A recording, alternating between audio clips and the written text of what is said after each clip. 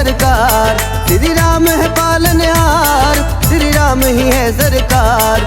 श्री राम की नगरी में, श्री राम की नगरी में क्या खूब सजे दरबार। श्री राम की नगरी में हो रही है जय जयकार। श्री राम की नगरी में हो रही है जय जयकार।